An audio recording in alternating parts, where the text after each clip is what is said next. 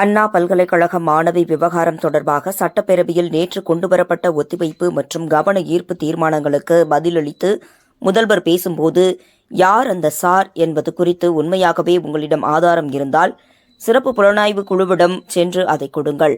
அதை விட்டுவிட்டு ஒரு மாணவி சம்பந்தப்பட்ட சென்சிட்டிவான வழக்கில் வீண் விளம்பரத்துக்காக மலிவான செயலில் மீண்டும் மீண்டும் ஈடுபட வேண்டாம்.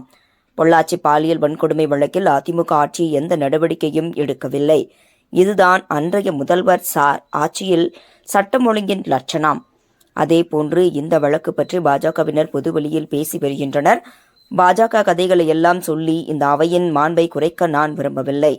இவ்வழக்கில் கைது செய்யப்பட்டவர் திமுகவில் உறுப்பினராக இல்லை, திமுக ஆதரவாளர் என்பதை மறுக்கவில்லை. அமைச்சர்களுடன் அரசியல்வாதிகளுடன் புகைப்படம் எடுத்திருக்கலாம், அது தவறில்லை. ஆனால் திமுகவினராக இருந்தாலும் நிச்சயமாக நாங்கள் நடவடிக்கை எடுப்போம். உடனடியாக கைது செய்து குண்டர் சட்டத்தில் அடைத்திருக்கிறோம் என கூறினார்.